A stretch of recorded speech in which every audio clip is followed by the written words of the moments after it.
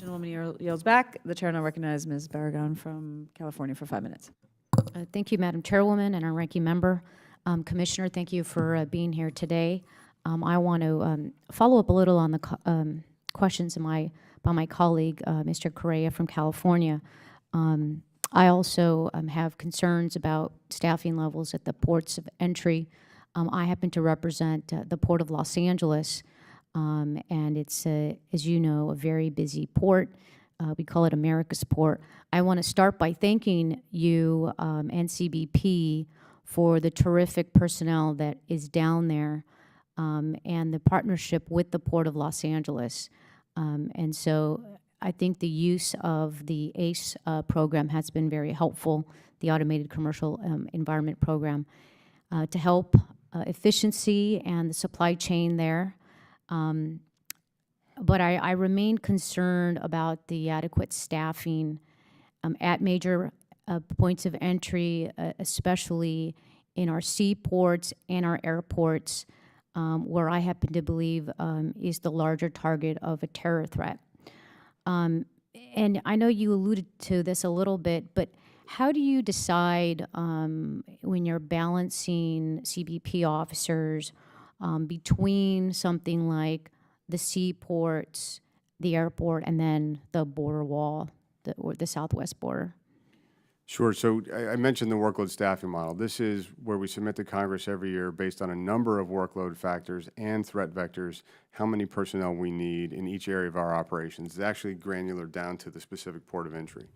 So we've requested another 2,500 officers nationwide on a prioritized basis, and we've provided recommended fee proposals for Congress to consider that would allow us to hire that staffing. And the Port of LA is included. We do appreciate, by the way, I had the leadership of the Port of LA visit, I think about a month ago, tremendous partnership there, and that communication and dialogue is, I think, critical.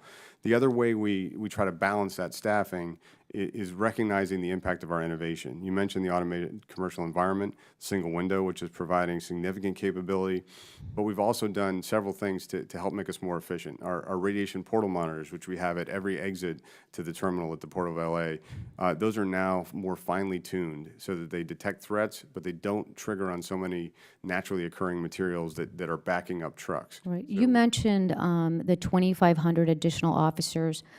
Is that from, I think I saw a most recent CBP Office of Field Workload Staffing Model. Is that where that comes from? Correct. And I have been reading and looking, and I have seen the administration put requests in for more border agents, but I haven't seen a request, rather I haven't seen a request from the administration for any of those 2,500 additional CBP officers that you identify are needed. Have you heard back on whether that's going to be coming down the pipeline anytime soon on this administration making that a priority? It was actually in the President's 18 budget as a fee request, and we sent that legislative proposal forward the last 4 consecutive years to Congress. There was a formal request for officers against that requirement. Mm-hmm. Okay, it's also my understanding that there's a shortage of frontline CBP officers at the LA Long Beach Port Complex, and that's also concerning to me. Is CBP forecasting increased staffing at the seaports down in Los Angeles and Long Beach?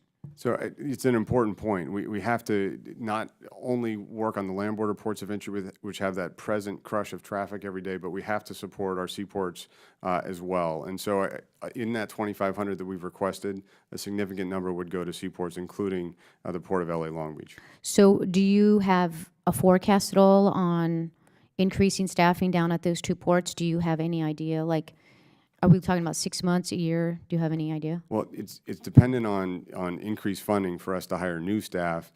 If the workload balance changes in a way that LA Long Beach Seaport needs staff more than another port of entry, then we rebalance within that year and are able to reassign through that mobility program that I referenced. Got it. Thank you. I have heard from the Pacific Merchant Shipping Association, the PMSA, about a new policy to charge terminals for scanning operations outside of normal hours, which go from 8 a.m. to 3 outside the hours of 8 a.m. to 3 a.m. Many of the terminals work outside of those hours, either to build trains or have trucks lined up by 7 a.m. so they're ready to leave once 8 a.m. hits. Now, they have to pay by the hour for those operations, which is cost, and these costs, as I'm hearing, are becoming unpredictable at times.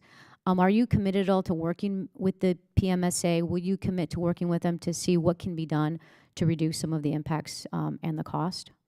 I'd be happy to work on that issue with the PMSA. Great. Thank you. I yield back.